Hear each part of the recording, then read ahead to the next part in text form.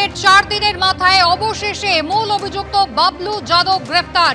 যে সাদা রঙের হোন্ডাই গাড়ির চালক বাবলু যাদব, এমনকি তিনি ওই গাড়ির মালিকও, সেই বাবলু যাদবকে অবশেষে গ্রেফতার করেছে পুলিশ। পানাগড় কাণ্ডে যেখানে দীর্ঘ 20 কিলোমিটার পথ একেবারে তাড়া করে এসে রীতিমতো ইভটিজিং এর জেরে মৃত্যু হয়েছে সুতন্দ্রা চট্টোপাধ্যায়, ইভেন্ট ম্যানেজমেন্ট সংস্থার কর্ণধারে, যেমনটা তার পরিবারের দাবি ছিল।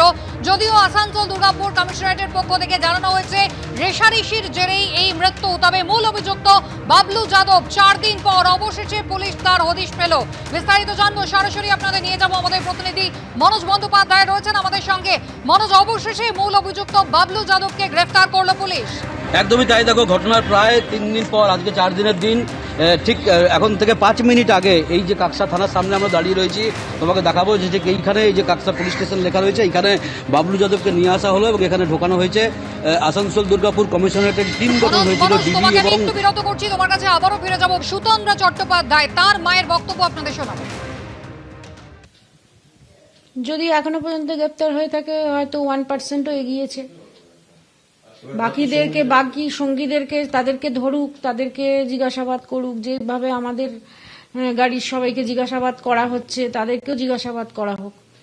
এবং সবকিছু শুধু মানে ধরে জিজ্ঞাসাবাদ করলেও তো হবে না, যে কে কতটা সত্যি কথা বলছে, সেই সত্যিটাকে সামনে। আমি তো অনেক কিছু বলতে পারি, আমি আমার প্রাণ রক্ষার জন্যে, আমার মানে আমার কাজকর্ম কিছু যেটা হয়েছে প্রপার জিনিসটা লুকোনোর জন্য আমি অনেক কিছু বলতে পারি, কিন্তু সেটার মধ্যে, সেই কথাটার মধ্যে কতটা স্বচ্ছতা আছে সেটা তো পুলিশই জানবে, পুলিশকেই ধরতে হবে।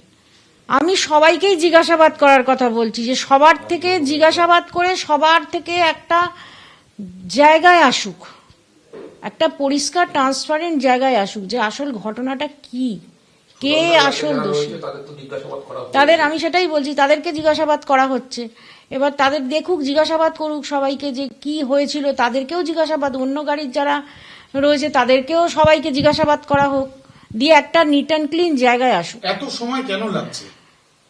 এত সময় লাগছে মানে এটা কি বলবো, যে পুলিশ কি আগে সেইভাবে তৎপর হয়নি সেটাও আমি জানি না। 3 দিন পার হয়ে গেল, 3 দিন পার হয়ে গেল, এখনো পর্যন্ত শুধুমাত্র ওদের গাড়ির একজনকেই ধরতে পারলেন পুলিশ, এবং বাকি যারা আছে তাদেরকে এখনো ধরা গেল না। কেন?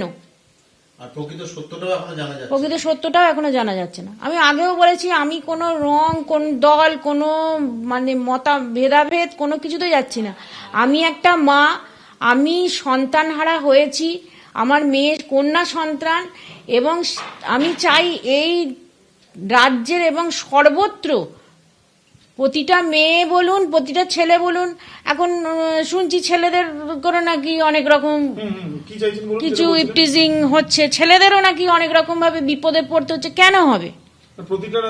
প্রতিটা রাজ্যেই আমি চাইছি যে ছেলে হোক মেয়ে হোক নির্বিশেষে তাদের যেন একটা সুরক্ষা থাকে, যাতে তারা নিজের খুশি মতো যেখানে সেখানে যেতে পারে যখন তখন। যে রাত্রি বলে, আমার বাড়িতে একটা বেটা ছেলে নেই, আমি রাত্রি বলে একটা ওষুধের দোকানে যেতে পারবো না, একটা ওষুধ আনতে পারবো না, কেন?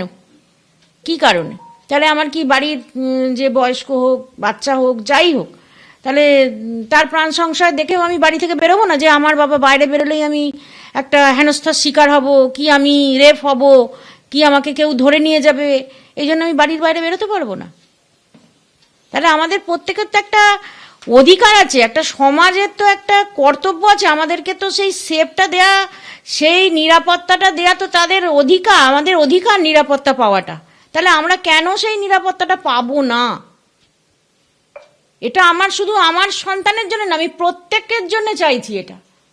এটা আমার দাবি, যে প্রত্যেককে সেই নিরাপত্তাটা দেয়া হোক, যাতে সে একটা সুষ্ঠুভাবে চলাচল করতে পারে রাস্তায়। এখন সুতন্দ্রা চট্টোপাধ্যায়ের মায়ের বক্তব্য আপনারা শুনছিলেন। তিনি কিন্তু সামগ্রিকভাবে নিরাপত্তার প্রশ্ন তুলছেন, এবং 3 দিন কেটে যাওয়ার পর শুধুমাত্র সাদা গাড়িতে থাকা চালক মূল অভিযুক্ত বাবলু যাদবকেই কেন গ্রেফতার করা গেল, বাকিদের হদিশ কেন এখনো পেল না পুলিশ, এই নিয়ে প্রশ্ন তুলছেন তিনি।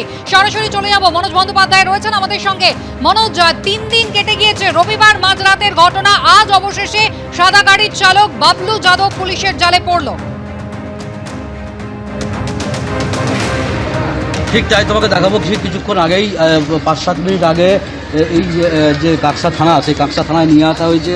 তোমাকে যেমনটা আগেও বলছিলাম যে আসানসোল দুর্গাপুর কমিশনারেটের যে ডিডি এবং কাকসা থানা তাদের একটি টিম গঠন হয় এবং সেই টিম নিয়ে আসে কিছুক্ষণ আগে এই বাবলু যাদবকে, যে ঘটনার পর থেকে সে পলাতক ছিল এবং তার খোঁজে তল্লাশি চলছিল। ঠিক 3 দিন পর আজকে তাকে নিয়ে এসে কাকসা থানায় ঠিক 7 মিনিট আগে ঢোকানো হয়েছে।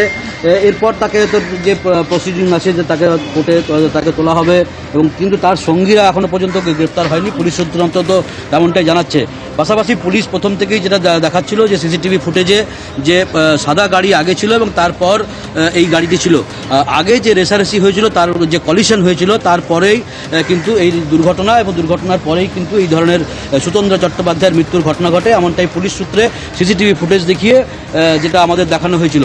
ঠিক তারপর থেকেই বাবলু যাদবের খোঁজে তল্লাশি চলছিল, এমনটাই পুলিশ সূত্রে বলা হচ্ছিল। কিছুক্ষণ আগেই সেই টিম বাবলু যাদবকে গ্রেপ্তার করে এবং সেখানে নিয়ে আসা হয়, এই কাকসা থানায় তোলা হয়েছে, ঢোকানো হয়েছে। ঠিক আজকে হয়তো তাকে আর আদালতে নিয়ে যাওয়া হবে না, হয়তো আগামীকাল নিয়ে যাওয়া হবে। সেটা পরবর্তী ক্ষেত্রে আসানসোল দুর্গাপুর কমিশনারেটের আধিকারিকরা তারা হয়তো সিদ্ধান্ত নেবেন, এমনটাই কাকসা থানা সূত্রে বলা হচ্ছে।